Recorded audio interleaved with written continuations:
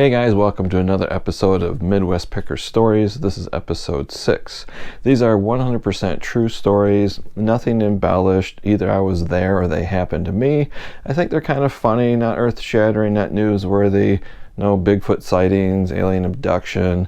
Some of these stories are kind of in that category of you had to be there, but I think you're going to find them pretty hilarious and funny. These stories kind of paint a picture of what life was like in the 70s, 80s, and 90s. These videos are for entertainment purposes only, and the names have been changed to protect the privacy of the people involved. So this story is a funny story, and it's one of my rare videos that are kind of PG-13, a little bit of innuendo, not terrible, not bad, but if you're offended by that, consider this disclaimer. Viewer discretion is advised due to language.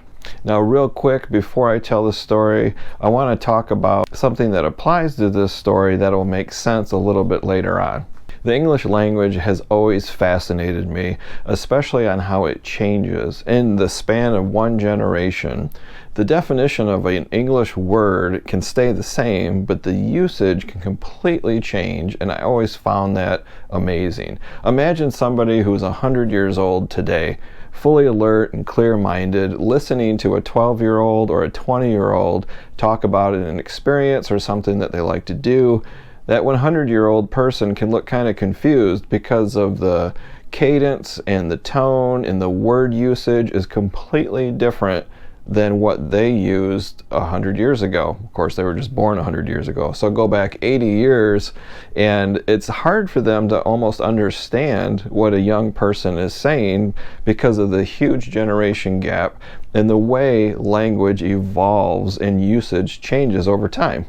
Unfortunately, the usage of words changes for the worse. Like a normal word can be a disparaging or a put down that normally was not a put down and was not a bad word, becomes a bad word and evolves. Probably the most famous example of this is the word gay. The true definition has not changed. Happy, joyous, delightful, bright, pleasing to the eye or the nose, such as nosegay, like flowers. That hasn't changed, but the usage of the word gay has definitely changed since the 1940s to the 1960s to today. Unfortunately, it has also been used disparagingly as a put down. But the original definition is still true. So if you're an older person, 70, 80 years old, when you hear the word gay, the first thing you think of is something delightful or happy or makes you feel good. So the story I'm about to tell is pretty hilarious and funny if you're my age, like I'm 56 or younger. But if you're an older person, say 75 years old or older, this story might not be that funny and it might not make that sense to you because of the word usage of the word that's coming up in the story that I'll either gain subscribers or lose subscribers. It's pretty immature story and it's pretty hilarious, but I wanted to talk about the English language in the word usage before I tell the story. So the story, back in 1991, I worked at a grocery store in the meat department. I was not a butcher. I was not a journeyman meat cutter. I wasn't even an apprentice meat cutter. I was technically a meat clerk. But back then, that's when people actually would cut meat in a meat department at your local grocery store. You could call them butchers, journeyman meat cutters. There would be anywhere from 5 to 12 people in this department, depending on the size of the store and the volume of the sales. It's not like that anymore, at least not in West Michigan anymore. A lot of that work is done off-site in these chilled factories where the meat and everything is packaged and then shipped to the grocery store and somebody just throws it on the shelf.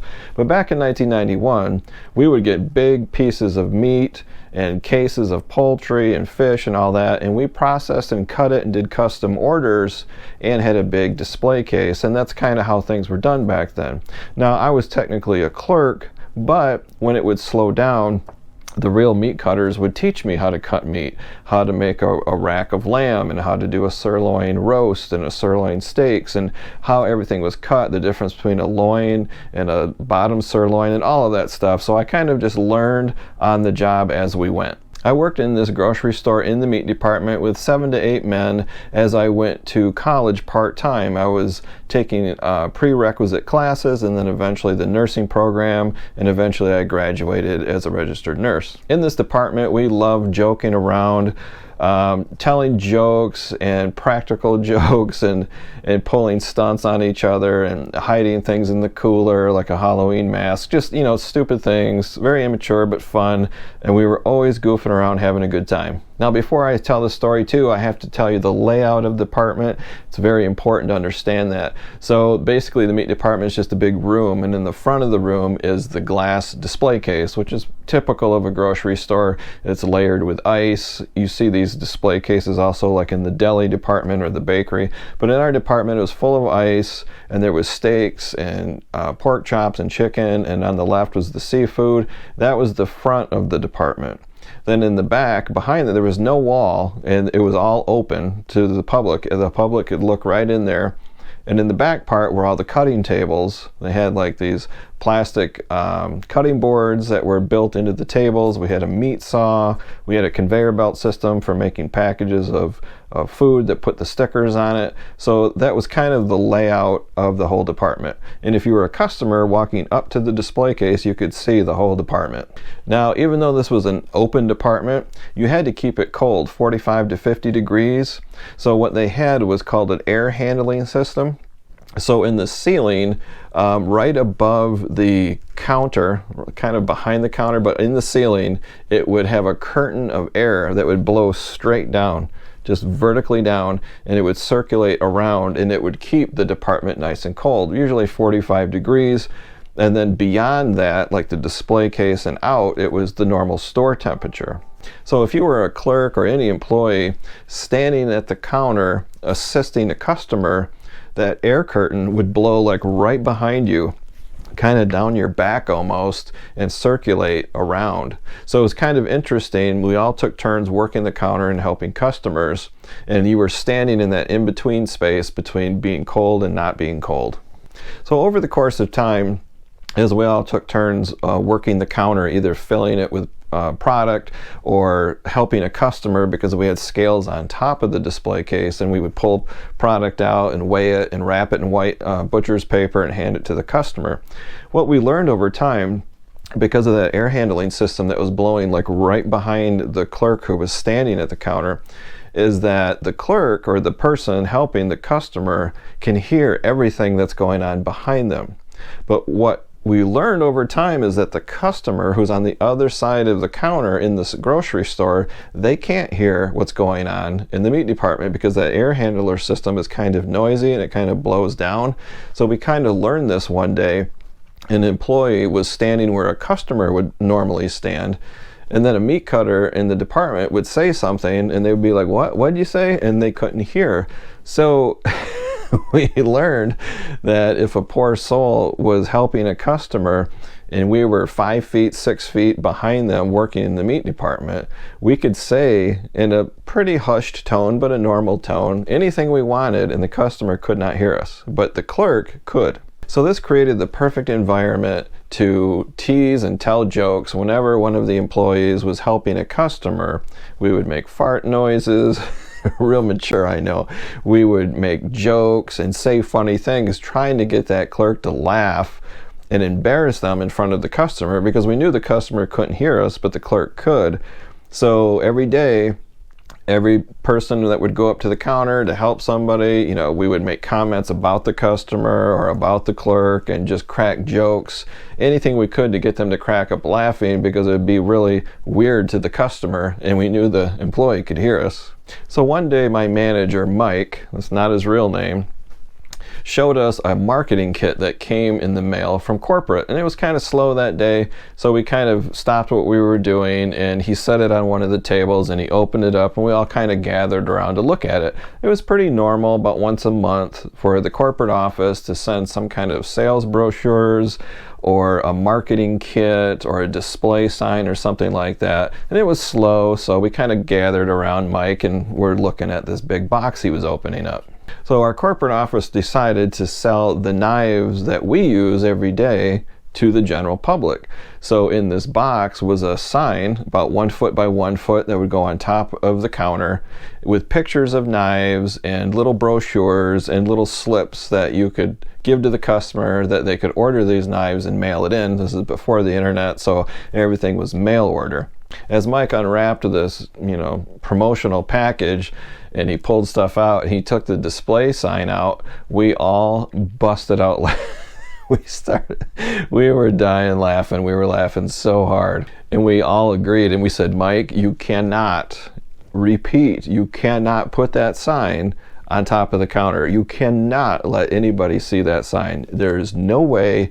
You cannot do it. Bad idea. Just throw this whole thing away. Now in our department we have several knives. We have a butcher knife, a boning knife, a paring knife, a fillet knife. That's what we called them, and that's what we used every day. But the sign that came in this marketing kit didn't describe it that way. This sign said, purchase now for $19.99, whatever the price was, a 10-inch butcher, a 4-inch paring, and you guessed it, a 6-inch boner.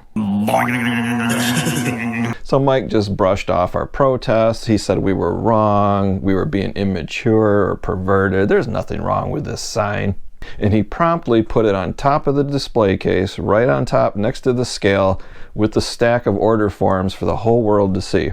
Now this is a life lesson. If you come up with an idea and one person says, you know what, that's probably not a good idea. Well, that's a difference of opinion between two people. If you come up with an idea and 5 or 7 people say unanimously, this is bad, don't do it.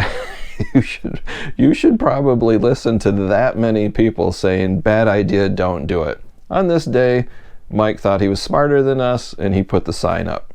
Now, total transparency, I'm a totally honest guy, I'll admit. This was the early 90s, and we acted like fools. So when we worked in the summertime and a beautiful woman came into the grocery store and she was looking in the display case or paying attention to the chicken that's on sale, we would trip over ourselves and put our equipment down and run out there to assist them. We didn't flirt with them, but we were just very nice. Hi, how are you? Can I help you find something? Just offering our assistance, and we would fight over who got to do that based on how good looking the woman was. And in the summertime, there's a lot of activity, a lot of tourists, campers, people going to the beach, so traffic was much higher, and that's what we did because we were stupid.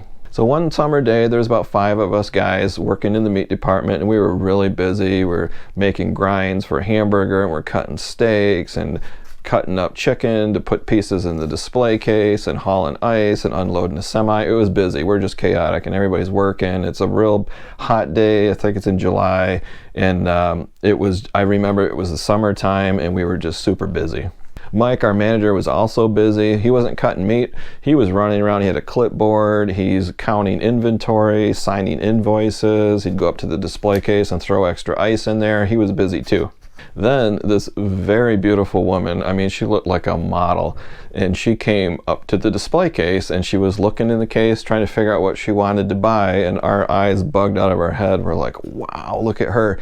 And before we could do anything, we didn't even take one step, Mike was already at the display case putting ice in it, and he looked up and he saw her. He just literally tossed his clipboard and said, well, hello, how can I help you today? And the woman just casually said, yeah, I'll take 2 of those steaks right there, and 3 of the Italian sausage and 2 drumsticks, the usual. And Mike's like, okay, a big grin on his face like a little boy, and he opens the case and he's, so, you going camping today? And he's making small talk with her as he's getting out her order and weighing it up. So remember that air curtain system I told you about? So Mike's helping her, and I don't know who said it, one of the meat cutters was the first one, kind of in a low tone, said, he's looking down cutting steak and he's like, hey Mike, ask her for her phone number. And Mike could hear us and he kind of looks over his shoulder like, shut up. And he's like helping the lady, And then I said, hey Mike, is it getting hot in here? And we continued cutting like we're not doing or saying anything, and the customer is oblivious. And Mike now is starting to turn a little red, and he's trying hard to ignore us. This went on for about 2 minutes of us making comments and jokes, and Mike is trying so hard not to laugh. He's like biting his lip, and he's got a great sense of humor, so he thinks this is funny, but he's got to maintain composure when he's working with this woman and getting her order together. And then one of the guys said it. Why do I do this? Why do I make these videos?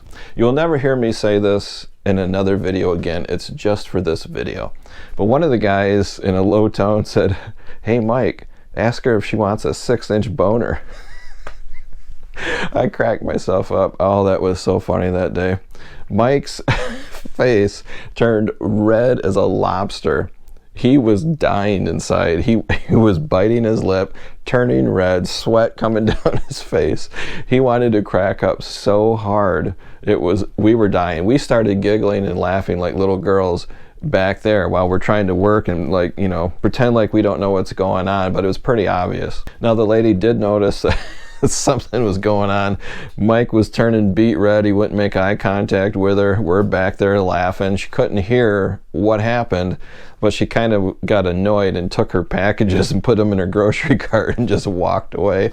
After she walked away, Mike grabbed that display sign with all the knives on it and threw it in the trash. He said, "Yeah, you guys are right. We can't display that thing."